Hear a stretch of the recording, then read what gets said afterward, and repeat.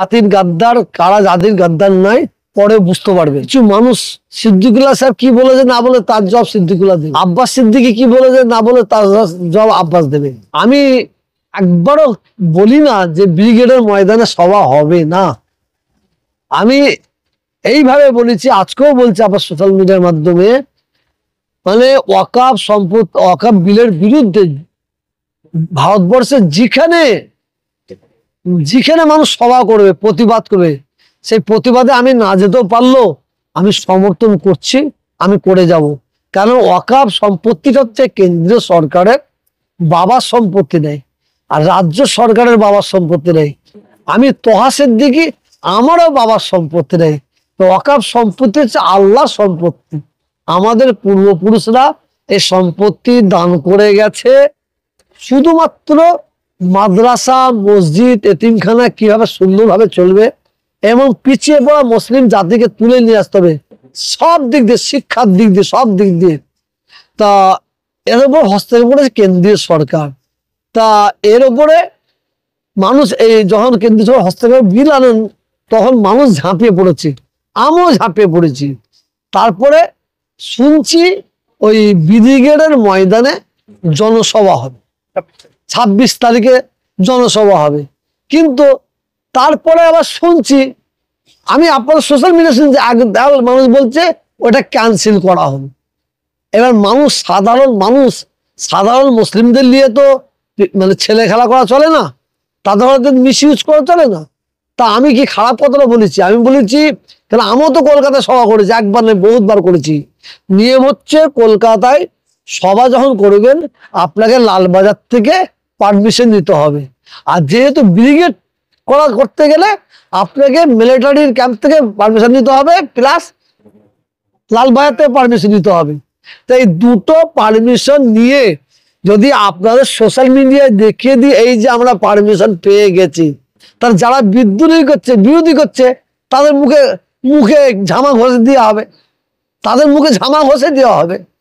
তো এইটা বলছে না কেন? আমি একটা দেখছিলাম, কোন এক ব্যক্তি বলছে আমরা এখনো ধোঁকা পাচ্ছে। এই কতগুলো সত্য কথা বলি বলো তো, মানুষ মানে দেখতে পারে না, চলন বেকা, এখনো ধোঁকা পাচ্ছে। একটা ব্যক্তি সে দেখাচ্ছে সোশ্যাল মিডিয়ায় এই যে আমরা কি বলে মিলিটারি রেতে আমরা অ্যাপ্লিকেশন করেছি, আমরা দরখাস্ত করেছে, তারা স্ট্যাম্প দিয়ে সেটা নিয়েছে, কিন্তু করার অনুমতি দিয়েছে? অনুমতি পেয়ে যাবে বলছে। অনুমতি পেয়ে যাবে আর পাওয়া দুটো এক। পেয়ে গেলে তো খুব ভালো, আমিও তো খুশি, পেয়ে গেলে তো আমি খুশি। এই যে মানুষকে নিয়ে সাধারণ মানুষকে বিভ্রান্ত করা উচিত নয়। আমি কিন্তু ভারতবর্ষের কোনো ওয়াকাফ সম্পত্তির বিরুদ্ধে কোনো সবাই বিদ্রোহী করি না, আমি করব না। কেন, আমার গায়ে তো মানুষের চামড়া আছে, আমি কেন করব? আজকে আমি ভয় খেচ্ছি, যারা আজকে ব্রিগেডের ময়দানে সভা হবে বলে খুব উঠে পড়ে লেগেছে, এদের মধ্যে একজন দুজন আমাকে মিস ইউজ করেছে। আমাকে কলকাতায় মিটিং হবে বলেছে, বলে হুজুর আপনি আসুন মিটিং হবে। আমি তাদের জিজ্ঞাসা করলাম আপনারা এই মিটিং এর পাস পেয়েছেন? বলে হ্যাঁ, লালবাজার থেকে পাস পেয়ে গেছি। আমি কলকাতায় যে হাজির, গিয়ে দেখি প্যান্ডেল কিছু নাই, গাড়ির ওপর দাঁড়িয়ে বক্তব্য দিয়ে যাচ্ছে। এটা মিথ্যে মিস ইউজ করে আমাকে নিয়ে গেল। আবার আর একদিন বলছে হুজুর আপনি আসুন, আমরা এই বিষয় নিয়ে একটা জনসভা করছি। আমি অর্ডার পেয়েছেন তো? বলে হ্যাঁ হুজুর অর্ডার পেয়েছি। এবার আমাকে লালবাজার থেকে ফোন করছে, আপনি আসছেন? আমি নিশ্চয়ই যাব। তারপরে আমি ঘুরিয়ে জিজ্ঞেস করলাম আপনারা কি পারমিশন দিয়েছেন? বললেন না আমরা পারমিশন দিইনি। আমি যখন আপনারা পারমিশন দেন নে, আমি যাব কেন? একটা লোক এর মধ্যে আছে, এ মানুষকে মানে নিজের বড়ফড়াই করার জন্য সবসময় আগিয়ে এসে মানুষকে মিস ইউজ করে। আমি আপনাদের এই সোশ্যাল মিডিয়ার সামনে মানে নাম বলে দিতে পারি, ওই মানুষটা নয়, আল্লাহর কসম আমাকে আমাকে পুরার কসম খেয়ে বলছে, আমাকে দুবার মিস ইউজ করেছে, মিথ্যে কথা বলেছে। কলকাতায় সভা আসুন হুজুর, আপনাকে দাওয়াত করা হচ্ছে, এই বিষয়ে আলোচনা করা হবে। পারমিশন নিয়েছে? বলছে হ্যাঁ নিয়েছি। গিয়ে দেখি কিছুই নাই। আরেকবার লালবাজারে ভাই ফোন করলাম, লালবাজারে মানে আপনার যে সভা হচ্ছে আজকে, না লালবাজার আমাকে ফোন করলো আপনি আসছেন? আমি নিশ্চয়ই যাব। আচ্ছা আপনারা পারমিশন দিয়েছেন কি? বলছেন না আমরা পারমিশন দিইনি। কত বড় ধোঁকাবাদ! ও এইভাবে লোককে ধোঁকা মারে, একটা একটা দুটো ব্যক্তি আছে এইভাবে ধোঁকা মারে।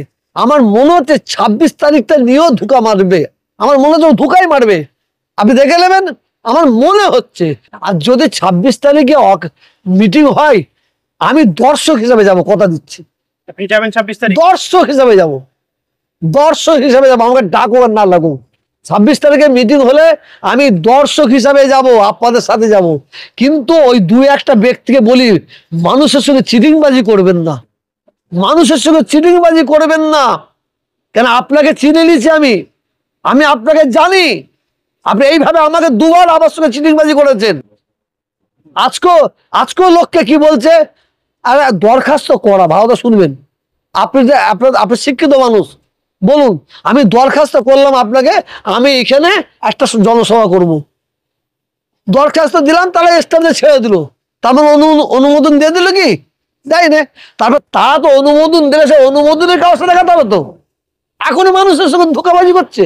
আমি এই কথাগুলো বলার কারণ হচ্ছে, আমরা সাধারণ মানুষকে নিয়ে ছেলে খেলা না করি। সেই মাঠে বাঘ পড়ার একটা গল্প জানেন না? একটা রাখাল কি করেছিল, বাঘ পড়েছে, সবাই লাঠি ছুটা নিয়ে দৌড়চ্ছে, আর সে ছেলেটা দাঁত করে হাসছে। আবার একদিন বাঘ পড়েছে, হেরে গেছে, সব গ্রামবাসী বেরিয়ে পড়েছে, সে দাঁত কেলে হাসছে। আর সত্যিকারের যেদিন বাঘ পড়েছে, সেই দিন সে বাঘ পড়েছে যাচ্ছে, এরা জানছে ওর কাজই হচ্ছে এরকম।